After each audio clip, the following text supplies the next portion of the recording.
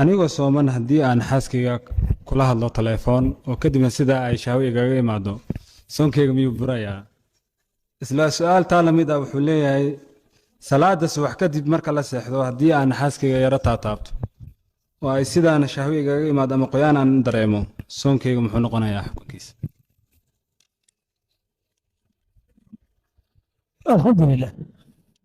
طبعا dee su'aalo fagaaro timid in laga jawaabo way mudan tahay soo maha.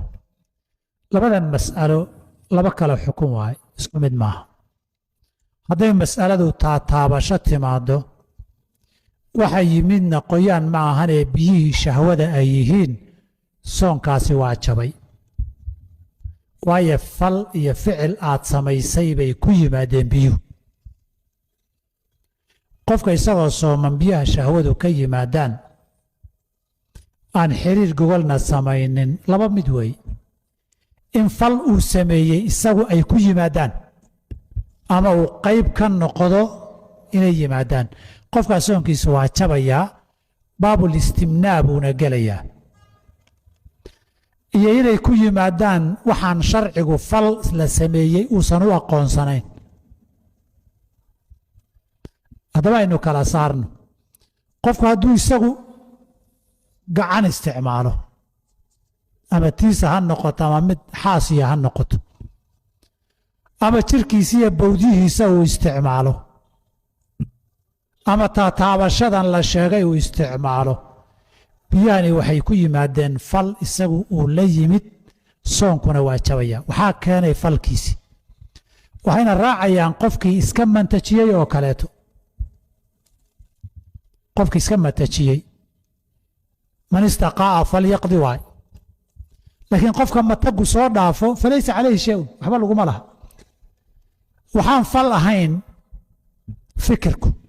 qofku wixii madaxiisa ku wareego hadduu wixii ka fikiro, ama indhihiisu intay wax arkaan uu fiiriyo, tv buu fiiriyey, wax layf oo dad qaaqaawanaya waxbuu arkay, xaaskiisiiya waxbuu arkay, wax joornaal iyo waxyaaba sawiran buu arkay, waxbuu fiiriyey.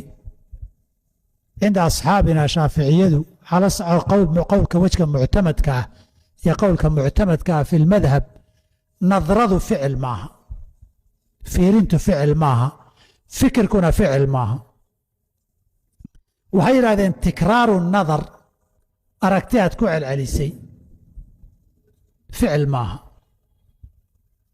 fikirka aad muddo wareejisayna wixii tajaawaza can ummati maa xadaثat bihi anfusahaa wey, waxay nafteeda kula haasawday waay.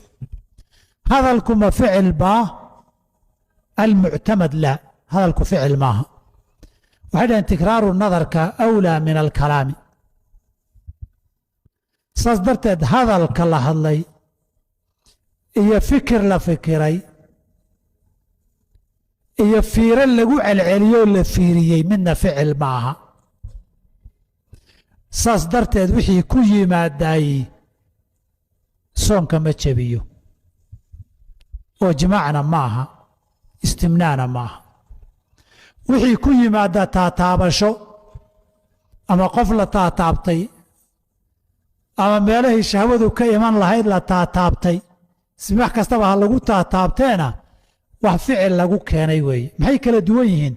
mas'aladan fiirada iyo fikirku waxay la mid yihiin qofkii matagu soo dhaafay.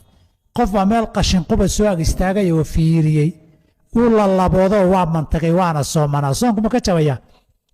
ma iskama mantajinin. wuxuu u fiirinaya haddaad tidhaahdaay soonku matagu waa soo dhaafay, waman daracahu lqaybu waay.